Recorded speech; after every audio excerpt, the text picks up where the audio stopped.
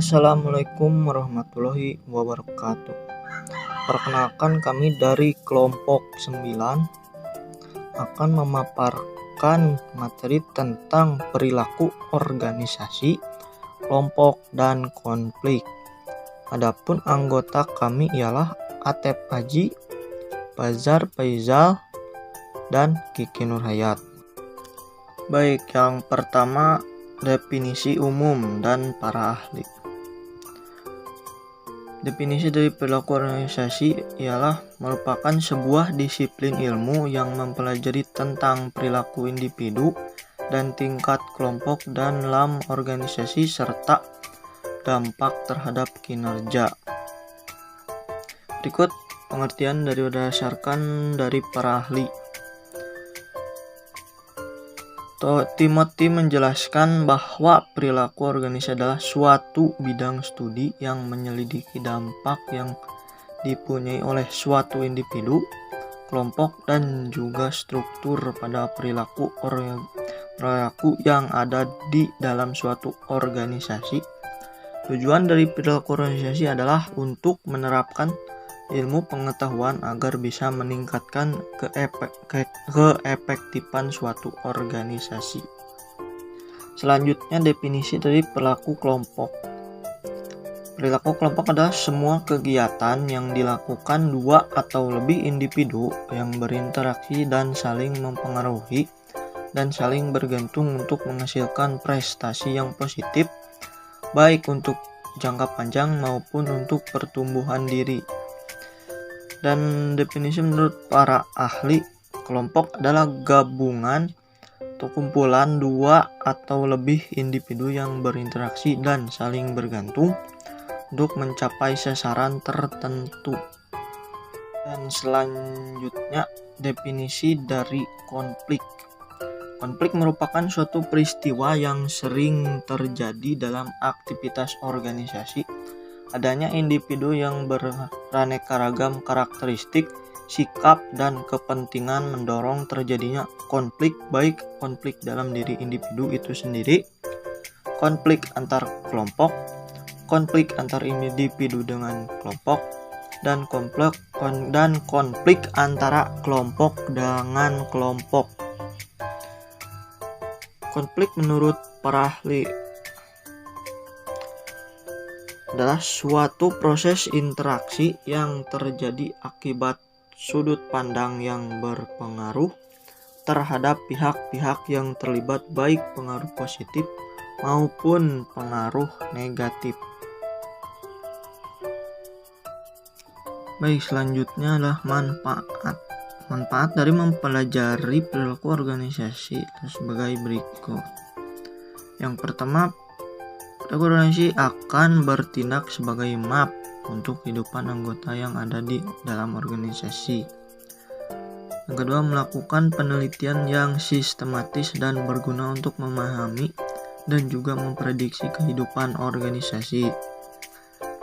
Yang ketiga, perilaku organisasi akan membantu setiap individu dalam memahami perilaku mereka sendiri dan juga orang lain yang berada di dalam organisasi, sehingga bisa meningkatkan hubungan interpersonal antar setiap individu yang berada di dalam organisasi tersebut. Selanjutnya, membantu setiap manajer untuk bisa memahami dan juga mengaruhi lingkungan dan juga kejadian ataupun masalah yang ada pada organisasi. Selanjutnya, analisa perilaku organisasi juga akan sangat membantu mencegah adanya masalah dalam organisasi. Selanjutnya, manfaat dari mempelajari perilaku kelompok. Yang pertama, kelompok sering digunakan apabila usaha atau kegiatan perorangan tidak mencapai hasil yang memuaskan. Kelompok diperlukan dalam upaya mewujudkan efisiensi dan efektivitas kerja melalui kerjasama. Yang kedua, kelompok digunakan untuk memunculkan atau mengembangkan gagasan. Dalam kelompok, orang-orang tidak hanya dapat mengumpulkan gagasan, melainkan pula mengalami proses memunculkan dan menyusun gagasan. Ketiga, kelompok digunakan untuk menumbuhkan saling belajar melalui saling tukar pengalaman, pendapat, informasi, persepsi, dan keyakinan antar anggota kelompok. Oleh karena itu, kelompok dimanfaatkan dalam organisasi untuk membantu orang-orang yang terlibat dalam organisasi mengatai kekhawatiran, ketidakberhasilan, dan keengganan bekerja sama antar kelompok. Kelompok juga dapat digunakan potensinya pemikiran para anggota mempertimbangkan keyakinan yang telah mereka miliki dan mendapat mengembangkan sikap positif di antara para anggota. Selanjutnya, manfaat dari mempelajari konflik adalah yang pertama, tingkat energi kelompok atau individu meningkat. Tingkat energi yang meningkat dapat terlihat sewaktu orang-orang berbicara dengan nada lebih keras, mendengar lebih cermat apa yang diucapkan, atau bekerja lebih keras. Dua di antara manfaat yang dicapai oleh organisasi dari tingkat-tingkat energi yang meningkat. Yang kedua, kohesi kelompok meningkat. Hasil riset menunjukkan bahwa bila kelompok-kelompok yang terlibat dalam sebuah konflik, maka kohesi internal meningkat.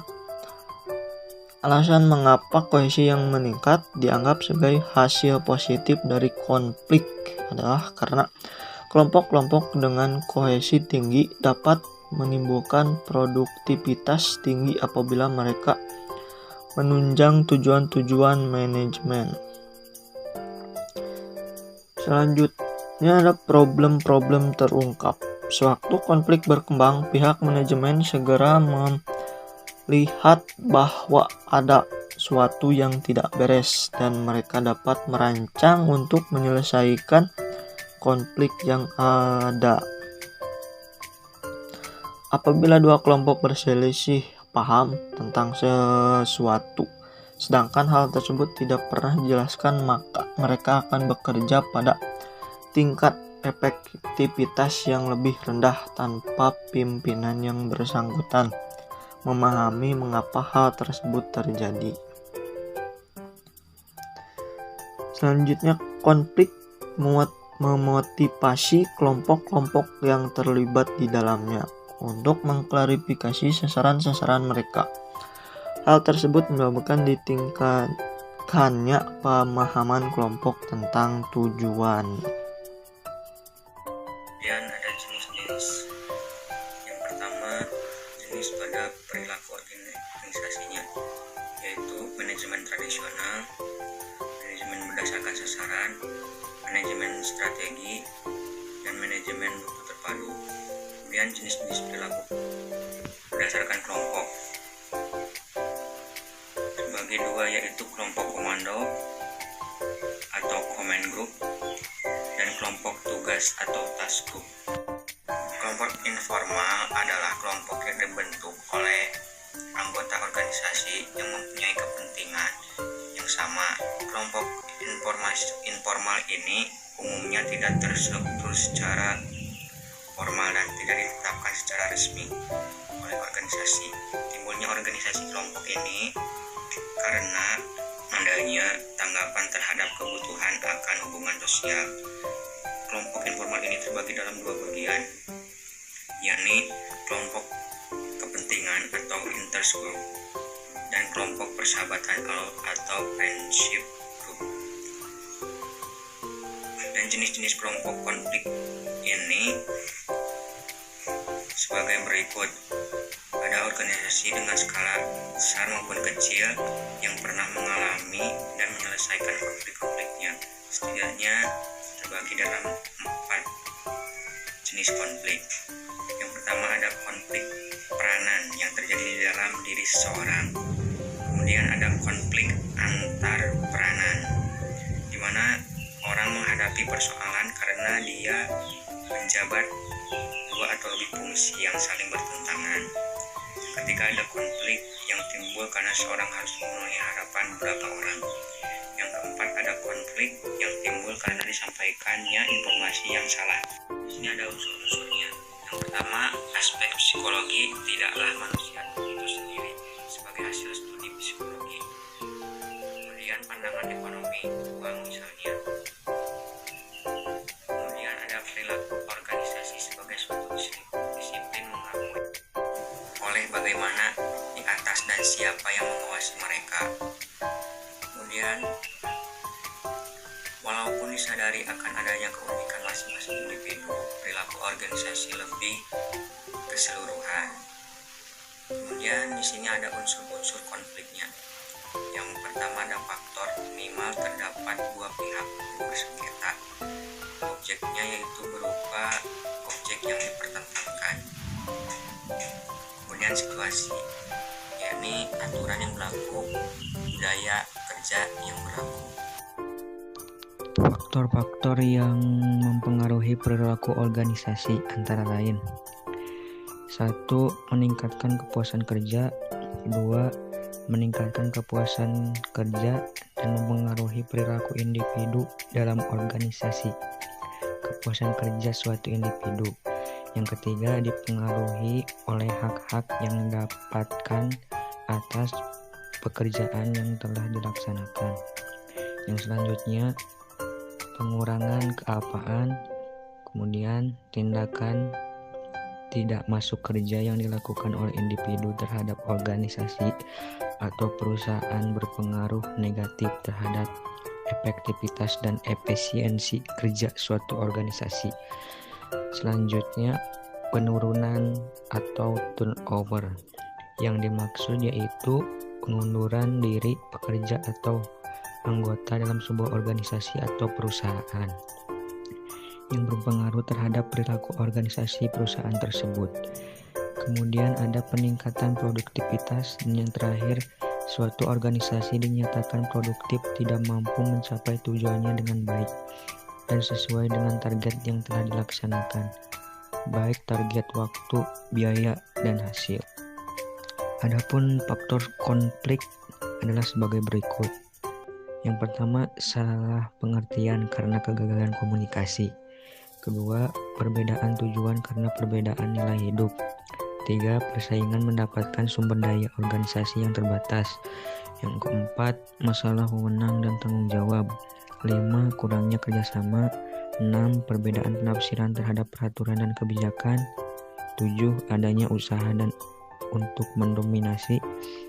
Yang terakhir, perubahan sasaran dan prosedur kerja. Assalamualaikum warahmatullahi wabarakatuh.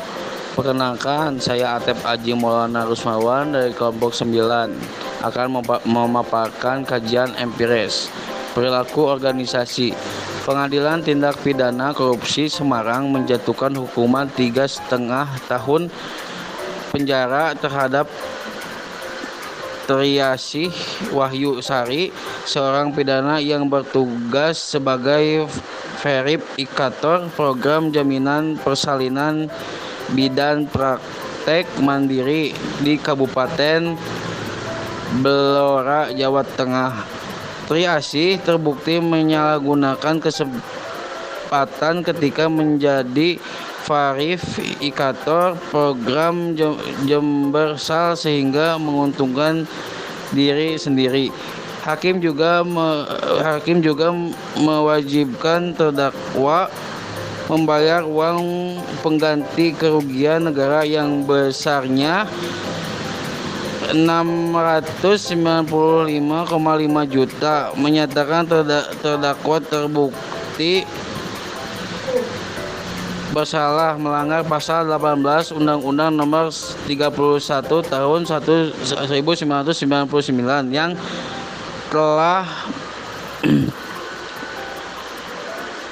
yang telah diubah dan ditambahkan dengan Undang-Undang Nomor 20 Tahun 2001 tentang pemberantasan tindak pidana korupsi. Katanya Suprato, Selasa 89. Pada tahun 2013, Dinas Kesehatan Kabupaten Belora menerima kucuran di dana untuk program Jembersal yang besarnya mencapai 4,1 miliar.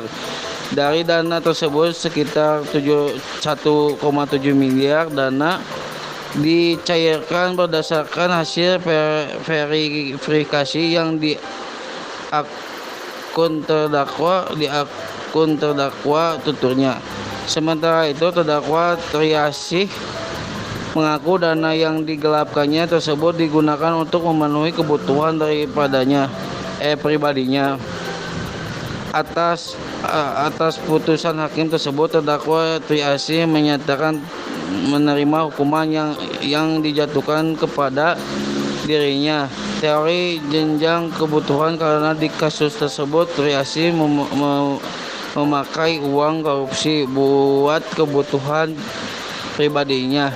Jadi ia ngelakuin segala cara agar bisa memuasi kebutuhan pribadinya. Solusi pemecahan pada kasus organisasi benar bisa dilakukan melalui pengadilan agar hal tersebut bisa diadili dan dipertanggungjawabkan. Selain itu, pentingnya pemilihan petugas agar sadarkan pentingnya wewenang dan tanggung jawab sehingga tidak ada penyelewengan kekuasaan. Dan rekomendasi sehingga seharusnya pribadi yang baik akan mementingkan kepentingan kelompoknya agar tidak mencoreng nama baik kelompok atau organisasi karena kepentingan pribadi. Dan dalam suatu organisasi ini perlulah yang namanya pengawasan yang ketat sehingga terjadi hal yang tidak diinginkan. Baik, selanjutnya rekomendasi. Jadi seharusnya pribadi yang baik akan mementingkan kepentingan kelompok agar tidak mencoreng nama baik kelompok atau organisasi karena kepentingan pribadi. Dan dalam suatu organisasi ini perlulah yang namanya pengawasan yang ketat sehingga tidak terjadi hal yang tidak diinginkan. Kesimpulannya, menurut Timothy A. Judge menjelaskan bahwa perilaku organisasi adalah suatu bidang studi yang menyelidiki dampak yang dipunyai oleh suatu individu, kelompok, dan juga struktur pada perilaku yang ada di dalam suatu organisasi. Tujuan dari perilaku organisasi adalah untuk menerapkan ilmu mengetahui agar bisa meningkatkan keefektifan suatu organisasi.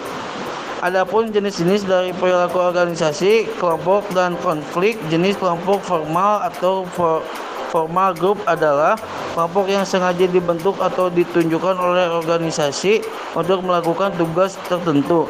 Perilaku kelompok tersebut adalah diarahkan untuk mencapai tujuan telah ditentukan oleh organisasi. Kelompok formal ini umumnya memiliki aturan dan pembagian tugas yang jelas, dan jenis konflik ada dua, yaitu 1. Konflik peranan, dan 2. Konflik antar peranan.